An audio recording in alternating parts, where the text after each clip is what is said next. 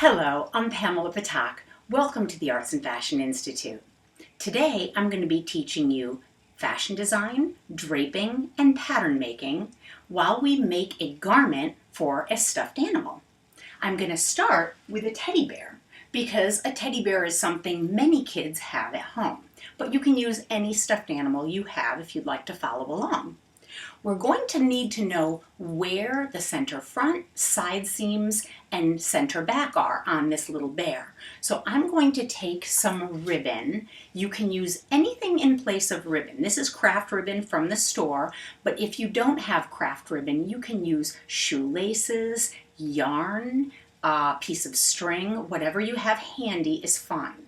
And you could use safety pins instead of straight pins, but I'll be using straight pins because I have them handy. So I'm going to cut a piece of ribbon long enough for the teddy bear's tummy, and I'm going to take it and put it down the center front. With pins, I'll be nice to the teddy bear and say, sorry, don't mean to poke you, but I need this ribbon to be able to tell us where things go. And he won't mind because he's just a stuffed animal. If you were going to try to do this on your brother or sister, you would only be able to pin to their clothing. So make sure they're wearing a shirt that stays still before you try doing this on people. But it's better to use it on stuffed animals or a dress form or a pillow, something that will stay still and that you don't poke it. And I've now pinned the lines on the front and the back. I just need one more short piece for his side. And about this long will be long enough. And we're going to do the draping all on his right side. So I'm going to turn him on his side so that I can see where his right side is. And I'm going to look where his arm is. Where his arm is centered, right under the middle of it, is where the side seam goes. It makes it easier to sew in the sleeves if you decide to make sleeves for your garment. And this time, in this class, we're going to make sleeves too.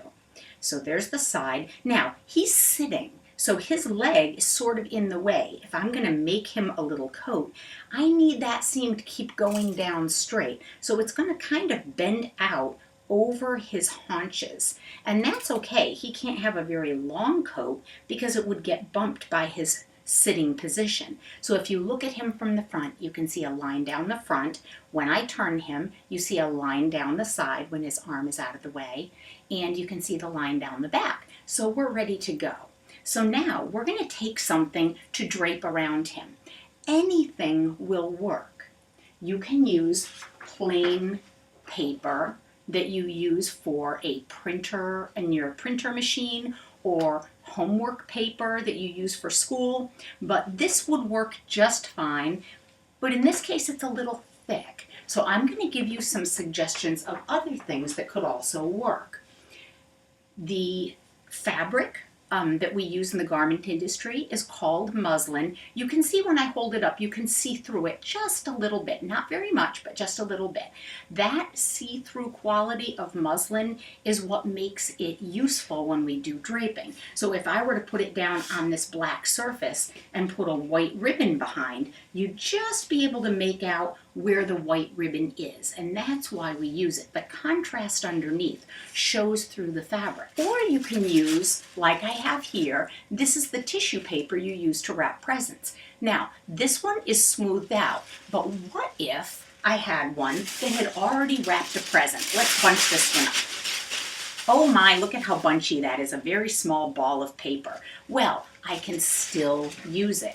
All I have to do is put it down on the table and kind of flatten it a little. And even if it has holes, doesn't matter. So you can see recycling, we can do a lot of good recycling and use up what's handy laying around the house. You don't have to go buy anything. So look around. You probably have plain white paper. You probably have newspapers, or maybe you even have gift wrapping paper. Now look, even though it's wrinkly, see how smooth I got it? It's good enough. So I'm going to use this wrinkled one, not the smoother one, because it's going to show you how great this can be done. And we're going to take our teddy bear, and just like I did in the more adult version lesson, which was draping a shirt, which is available on the internet too, I'm going to take this little teddy bear and I'm going to lay him down, because that way he'll stay still. And I'm going to line up this edge with the piece of ribbon, making sure some goes above and some goes below his neck and his bottom end. And I'm just going to pin it right into my poor little teddy bear. He says, ow, not really. Okay, so now I got down the center front, and that is staying still. You can see it's holding onto the teddy bear. And now I'm going to smooth it sideways toward his arm. From here, it looks like his left, but it's actually his right arm. So I'm going to pin it down, and I'm going to pin it right through his little fur and back into the paper, so you can see when I pick it up.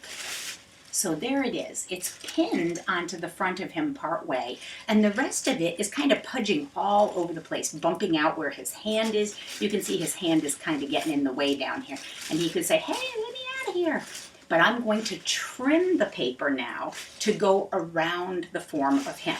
So we don't need his coat to go higher than his neck. So right at the front of the neck, careful not to clip his fur, I'm going to cut sideways. And then I'm going to clip down toward his neck. Be very careful if he's wearing a bow, don't cut through his bow. And now that I did that, this can bend over his shoulder a little bit. See how it bends when I have clipped? I'm going to put a second clip because it looks like it needs it. He's got a kind of wide neck because he's a teddy bear. You know, bears have to have a pretty strong neck, so they have a thicker neck than people do, comparative to their size. Now you can see it's bending over the top, and it looks like it's laying pretty flat. So if I can get all the way to the top next to where you would go down and say, where's his ear? Down the side, that would be the side of his neck. And we're going to go back over to here. I'm going to say that's his whole shoulder right to there. So now I've pinned his shoulder. I pinned it around his front of his arm. And now I'm going to trim off the extra paper. It's very easy to trim off the extra paper. It's also easy to trim his fur, so be careful not to trim his fur.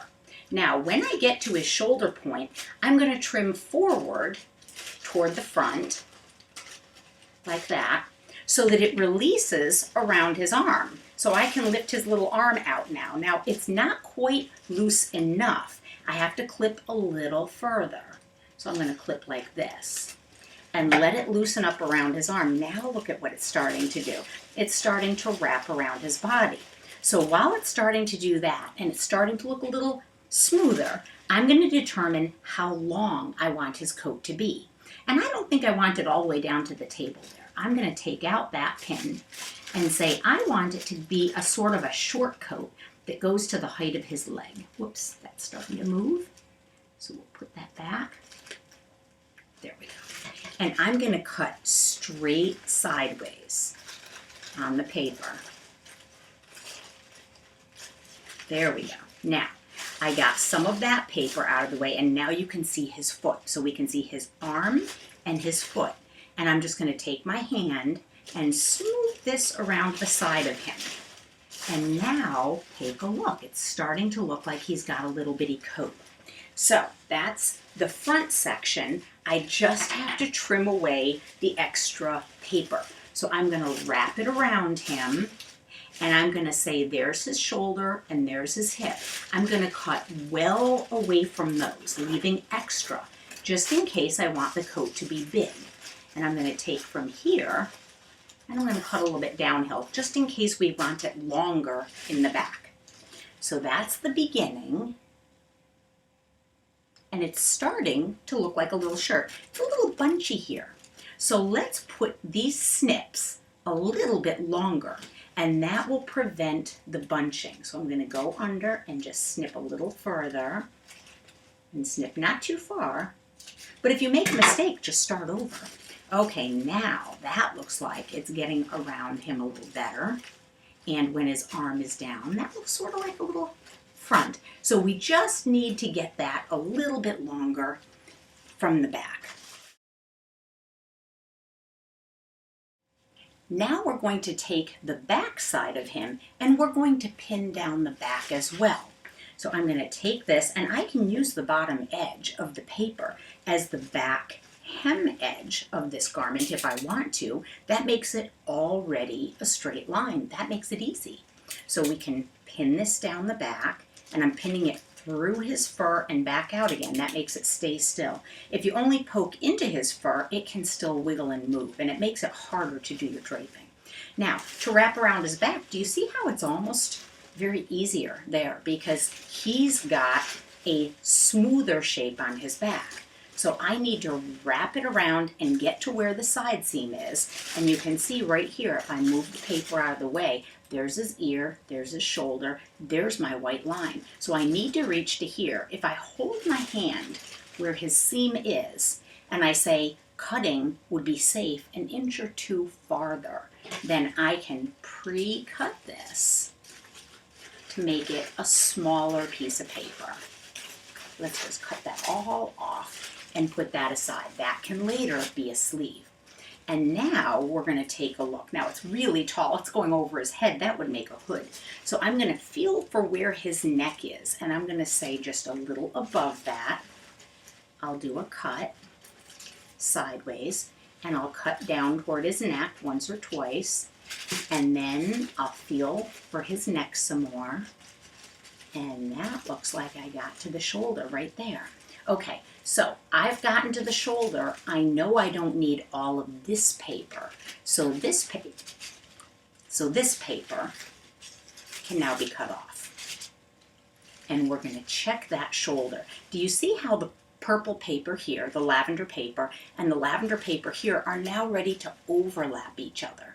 Well, what we really want is we want them to line up. So I'm going to release the pins from the front, and I'm going to tuck the pins from the back, and I'm going to make them stand up like this, like a flap sticking straight up in the air. And that flap sticking straight up in the air is going to be the signal for where his shoulder is going to be. So, little Lyle teddy bear gets pins. There we go. So those pins are marking the shoulder. And you can see there's some pins right there, right here.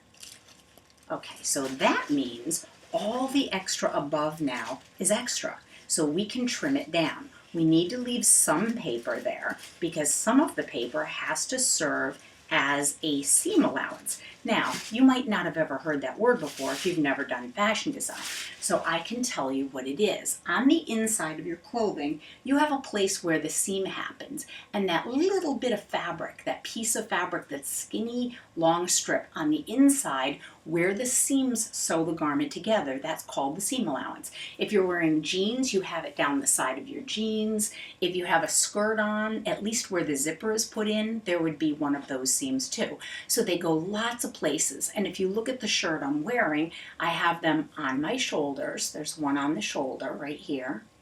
There's one that sews the collar on.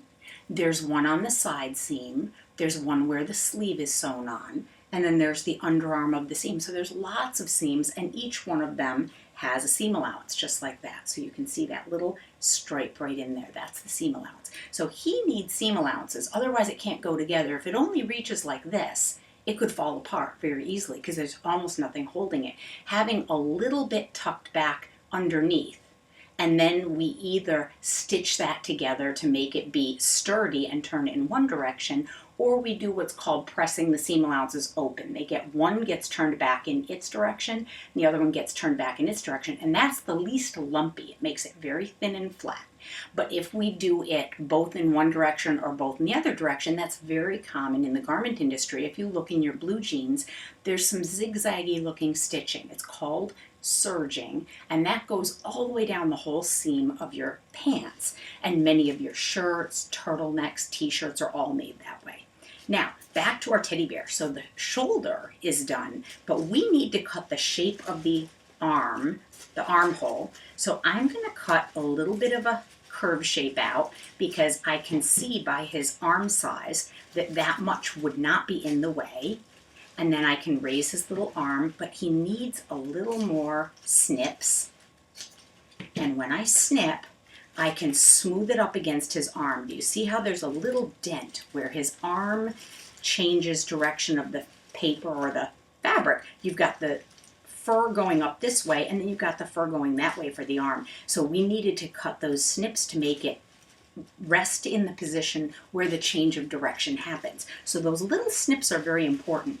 Now on the front, I had a tiny accident. Do you see how that has a little tear in it? So if it makes a little tear like that, you can tape it back together. It's not the end of the world. It didn't hurt your pattern. And if I just leave that back closed, that would be fine too. I don't have to worry about it. So there's a little tear. We won't worry. We're just going to put it back together later. So here I'm going to put one more snip. And when I lay him on his side with his front fabric running this way and his back fabric running this way, I'm going to put my hands together and the same thing. I'm going to wipe the two sides like this until my hands reach, and then I'm going to go up. And so when I wrap around him and then go up, I want to make that going up position, the change of direction, I want it to happen under his arm because we like to hide the seams under the arm. So I want it sort of centered. So I'm going to lift his arm up and say right there, and right there looks good. So now once I find the spot, I'm going to take my pins and I'm going to pin the two pieces to each other. And I'm going to make it get a little bit wider on the way down. I don't want it to be a tight coat. So do you see how it tilts diagonally here? Partly because it has to wrap around his leg in the seated position. If your teddy bear had a standing position like this, then you wouldn't need that extra room. But mine has a sitting position, so I think he would like it if he could wear his coat sitting down, since he's always sitting down. Okay, so now I want to make the bottom edge a continuous shape. And you see how the front is short and the back is long. So what I want to do is trim this right now to make it a little more even. That means if I'm going to trim, I have to move my pin up a little, or I would have cut into my pin and damaged my scissors. You never want to cut pins with your scissors. It would really wreck your scissors. Now, as I said in the previous lesson, you don't want to use scissors if it's without permission. Ask permission. If you're a kid, ask permission before you start using the household scissors and taking fabric from the cabinets where people might have some. Think about what would be the good way to do it and not to get in trouble with your family. The best way is always ask, because they will give you permission for things that are safe.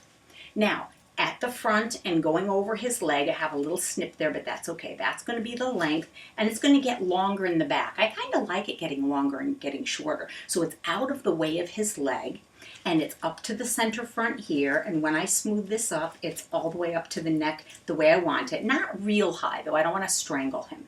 And so now I need to take my pencil. You can do this with pen, but be careful because you don't want to get marks on your teddy bear. So if you use a pencil, you're more likely to draw lightly. And especially if your teddy bear is white fur instead of brown fur, marks would show really easily, so we don't want to wreck them.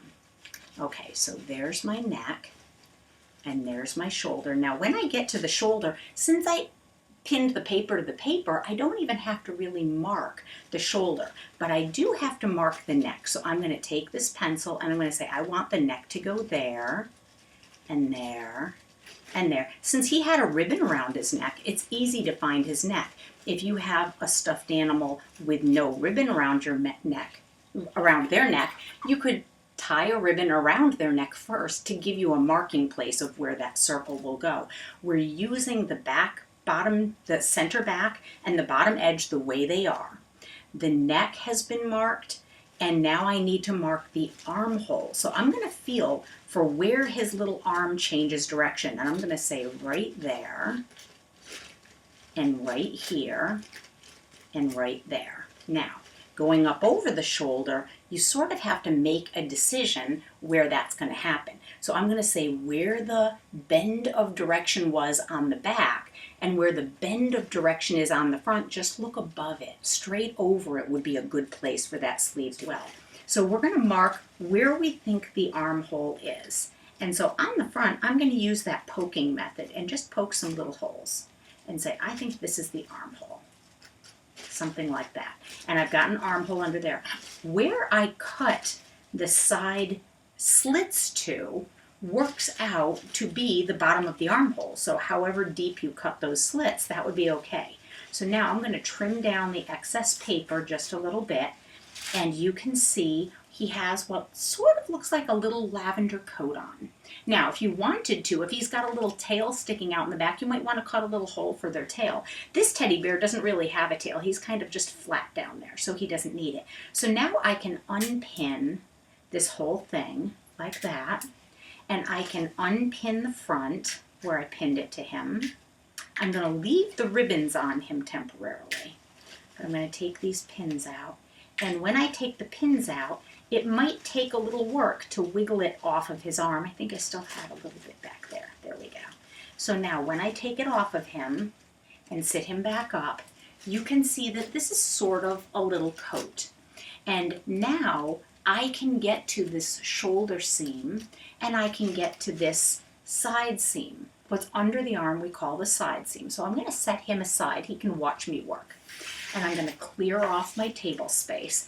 And I'm going to take this and I'm going to put some pencil lines nice and dark right where the pin is. We call this marking the pin pickup. Now, what does it really mean? Rub your pencil, this gray part of the pencil, rub it on the paper where the pin is underneath. And where the pin is underneath has a little ridge, so it will make a little dark line. And that's marking the pin pickup. That's a fashion industry term. So do you have to know the fashion industry term? No, but you learned it. If you're in 4th grade, you learned it about 10 years earlier than you're really going to need it when you get to college. Boy, aren't you smart. Okay, now, where the slits were, that's where the bottom end of that armhole needs to be. See how this little slit flaps up and this slit flaps? So at the bottom here, I'm going to put a straight line this way. Straight line 90-degree angle, that means like the letter T, a straight line 90-degree angle to the angle of the pin. And you can see that makes a little T right there, and hopefully you can see that on the picture. And once you have that T, we want to know where it is on both pattern pieces. The easiest way, take a pin and pin where you marked the T through both layers.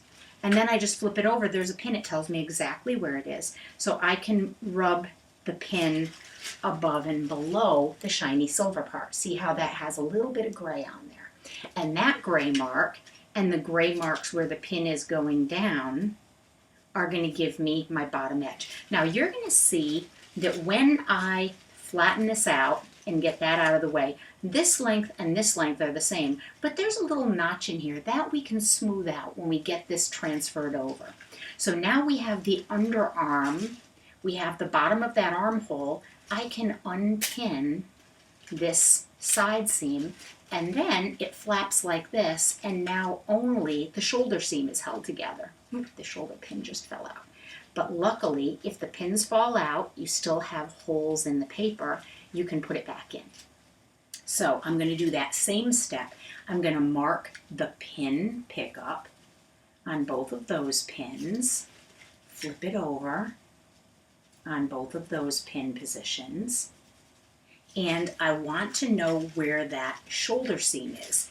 If I flip this with it standing up like this, the fabric on the table and the seam sticking up, I can look at the top, looking down on it, and I can say, where is the seam where the sleeve has to sew on? It's where I poked some holes. It's where he had that little bit of change of direction, and I'm going to mark that on both sides. I can flip that little flap bit out of the way, and I can put it nice and dark. Now I'm going to darken it so you can see it on TV camera.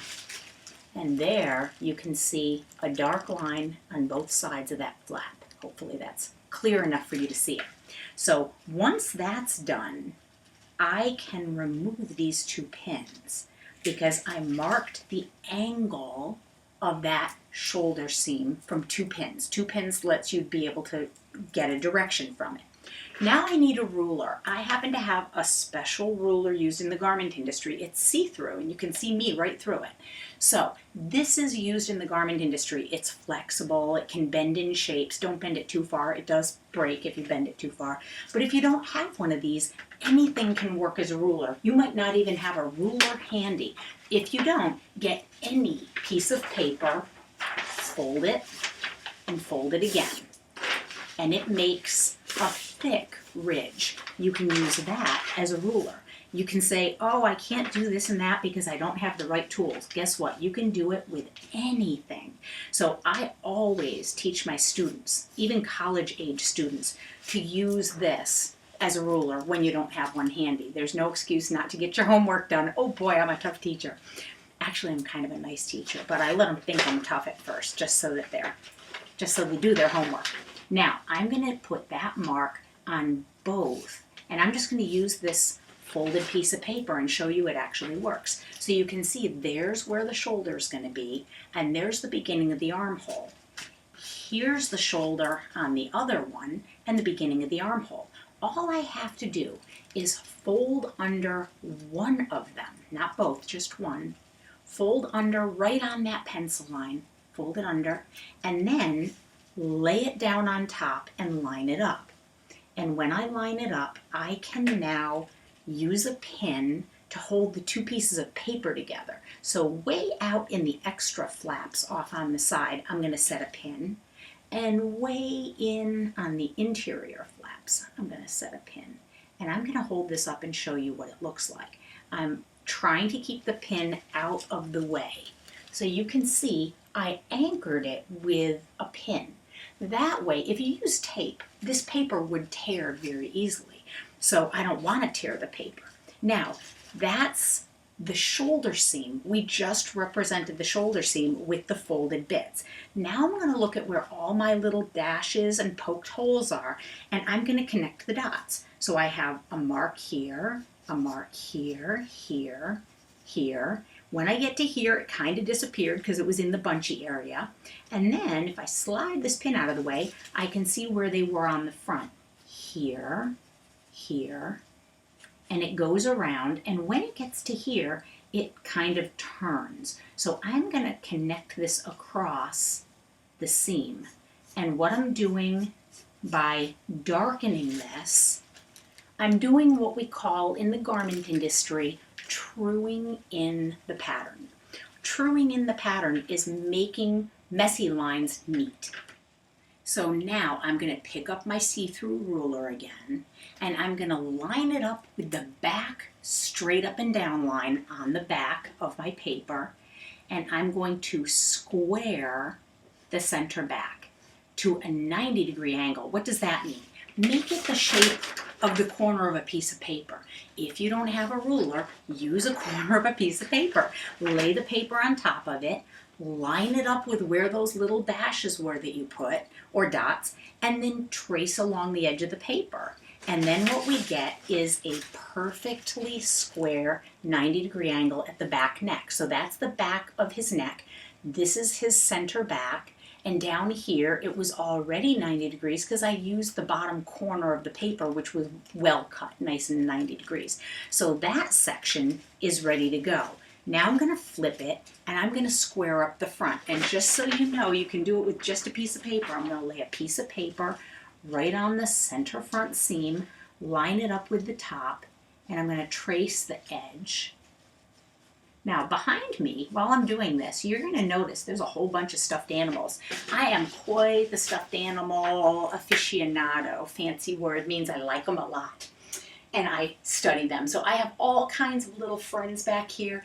Any of these stuffed animals you would be able to make clothing for. They're just different lumpy shapes. Some of them are a little more challenging than others. For instance, this one's a little round ball. And how would you put sleeves that went around these itty bitty arms? They're pretty small, but wouldn't it be fun to try that challenge? So any stuffed animal would work. Also, any doll would work. So if you have a doll, that would work too. So now we're back to the pattern making, and I'm going to look at the dashes that were the side seams. They're just a couple dashes. I'm going to line up my ruler on them again, and I'm going to find the second one. There it is. With the black paper underneath on my table, it makes it a little harder to see this. You might have a light colored table. That might be a little easier. Or put a piece of white paper down first under your work, and then you can see these pencil lines very easily. I'm using the black because it's good for the camera for you to see the paper, the light colored paper. All right, so now when I get to the top where I already had put a square angle, I'm just going to darken it so you can see it well. So I'm going to get that one and darken that one. Nice and dark. If you turn your pencil diagonal, if you draw straight, it can rip the paper easily doing it like this. But if you tilt your pencil and pull like that, in the direction where the eraser is, starting from this end going this way, if you drag it across like that, it doesn't rip your paper as much. So if you're having trouble with paper ripping, don't get frustrated, tilt your pencil a little more, and don't push too hard. You don't want it to rip. So now I have a seam marked going down, and I have a seam here marked going down.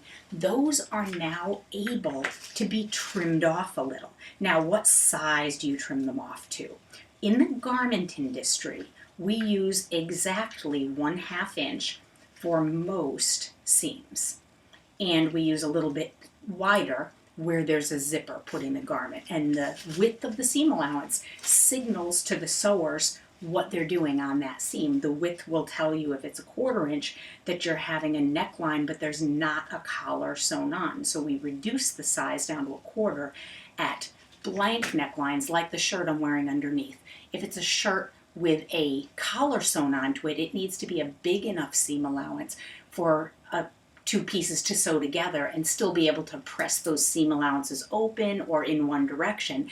So to do that, we use 1/2 inch. So where a seam is sewing a second piece to it, it's usually a 1/2 inch. So I'm doing optically, I'm just guessing as I'm doing this here because I don't want to take too long, but about a 1/2 inch. Now, the last bit is we marked where the shoulder was, we marked where the side seam was, we marked the neck, but we've got kind of a wonky mess when it comes to the armhole. You can see that there's some poked holes and some dots. What I need to do is make my best guess for the first try.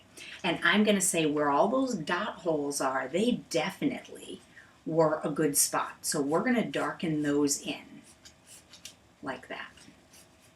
And then once we darken them in, I'm going to look at where they have to connect. They have to connect way down here to the bottom of that armhole. So I have to draw them further down and then bend it around. So you're making sort of a guesstimate. We call it a guesstimate. It's an estimate and it's a guess. So we call it a guesstimate. From the shoulder top, I'm now going to connect it. So I'm changing the angle on the shoulder. That's okay to do. Don't worry about it.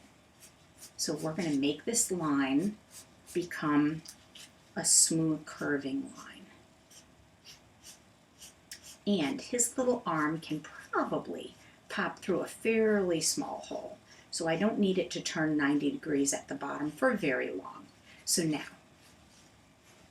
if I hold this up, you can see there is now a wobbly kind of circle shape. That's the armhole. When we put it together, that's going to make a circle around his particular arm shape. So now I'm trimming off so that I only have about a 1/2 inch extra beyond the pencil line. And when I do that, then you're going to see that this is starting to look like a sleeveless garment. See how that's a circle now, kind of like an opening, a little circular window a little bit. Now I'm going to fold under the paper and tuck it back on the bottom here and pin it. So I did the same folding under that I did on the shoulder, only now I'm doing it where the garment is, not outside the edges.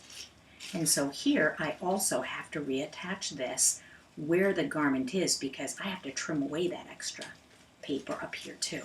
All that extra is going away. So we're going to trim like that. And now what we have is a pattern for a little teddy bear shirt. And doesn't it start to look like a little coat? You could picture this if I had a mirror right here and it was mirror imaging the other half. You'd say, oh, there's the back of his coat, there's the front of his coat.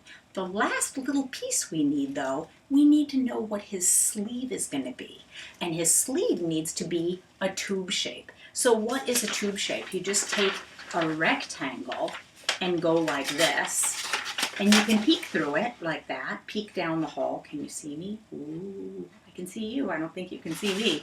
Now, when we do this, that's the tube shape that makes a basic sleeve. If I want it for him to get easily on and off, he's got a pretty thick elbow bend there, so I probably want it to be about that big around at the bottom. So if I take a piece of ribbon and I wrap it around him and say, how big is that? It doesn't matter if I know the number. I just need to know about how big. That's kind of a good roomy shape. If his sleeve was that roomy at the bottom, that would get on and off and it wouldn't yank on his little paws. So that, if I flatten it out, that will be the size of the wrist. Now I could go and measure it, get a ruler, and measure it and say, oh my goodness, it's exactly 9 inches. Well, really close. So 9 inches at the bottom. If you have a ruler, use a ruler. So then I can go to the bottom of this piece of paper and mark a pencil line where 9 inches is. Now, how long does it have to be from his shoulder?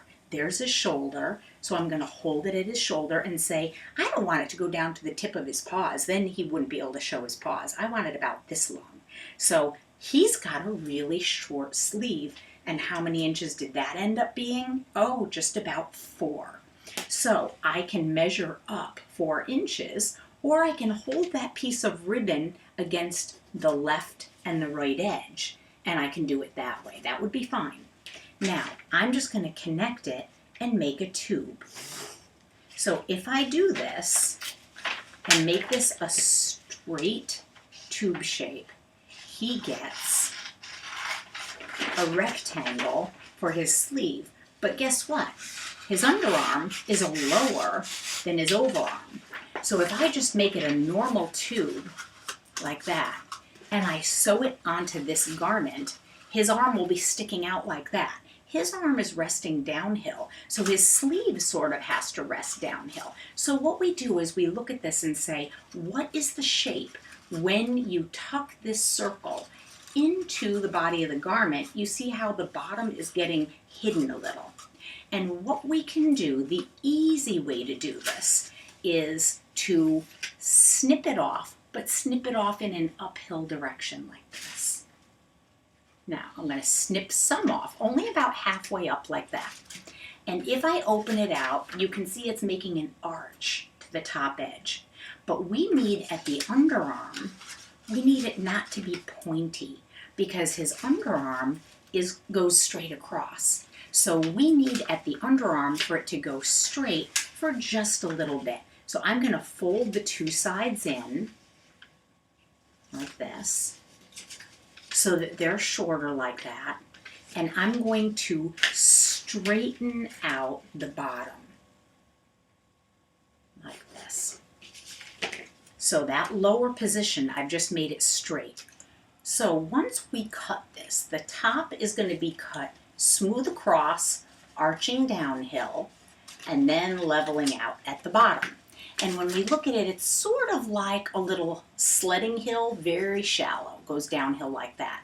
Now, when we turn this into a tube shape, the underarm is lower and the upper edge is higher.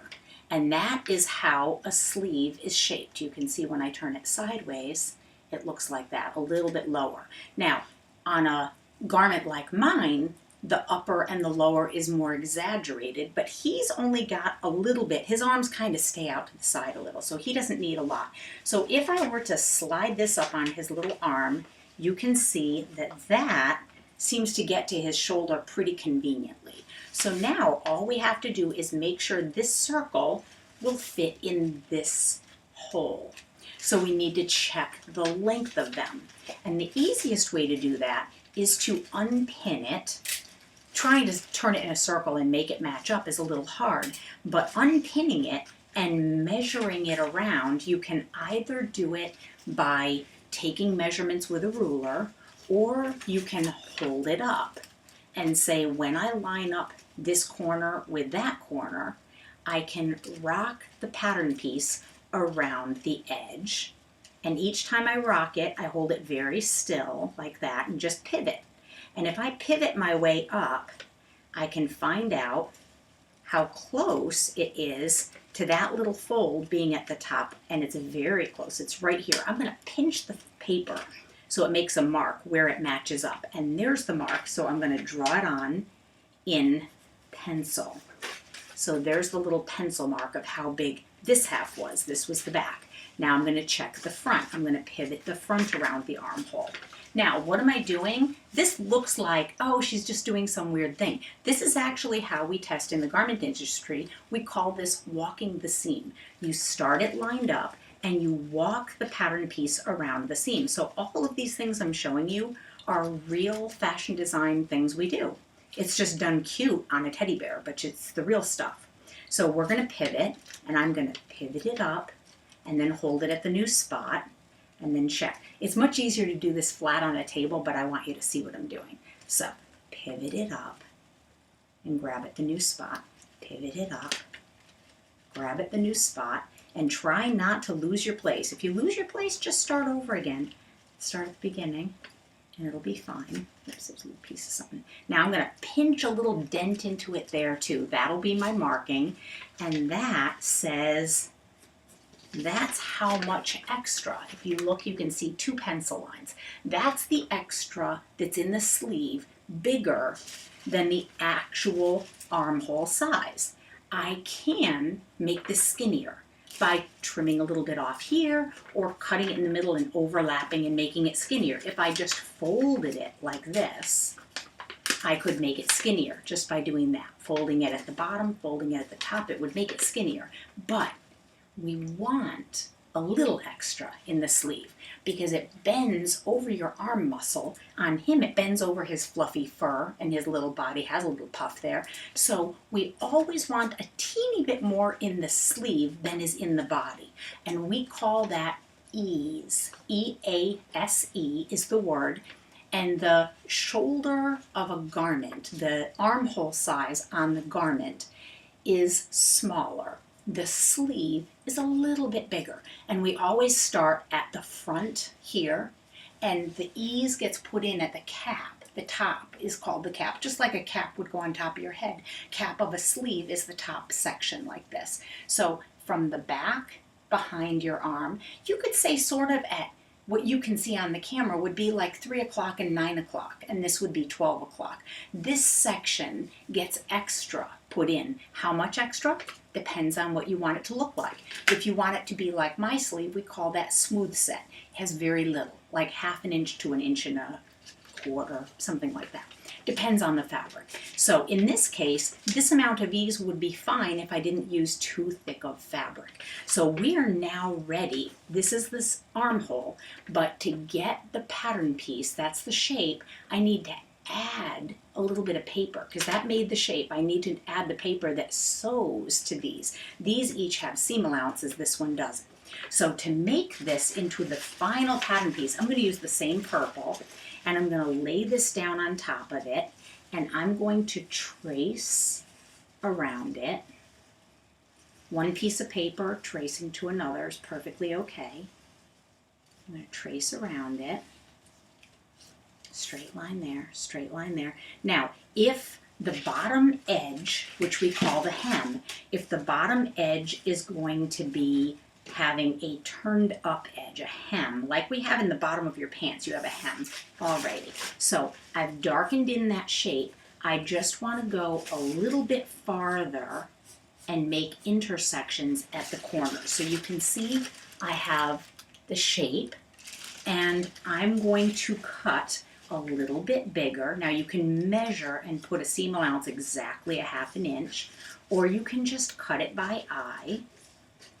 It's for a doll, so we probably don't need it to be super exact, but if you were in a classroom with me, I would make you be pretty super exact because, you know, it's for a grade and papers and things like that.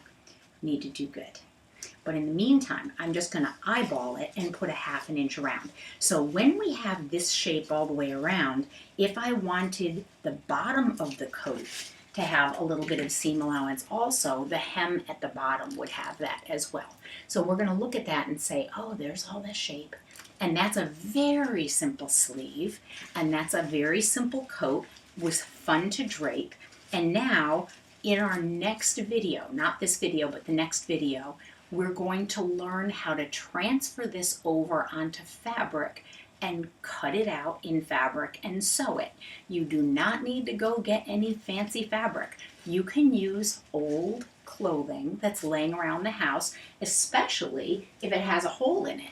I was saving these awesome blue jeans because, oh no, they got a hole. And look, right in the leg, I can put my hand in and back out of holes. That is definitely not wearable anymore. But guess what? It's perfectly big enough to be a piece of fabric for a little bear's coat.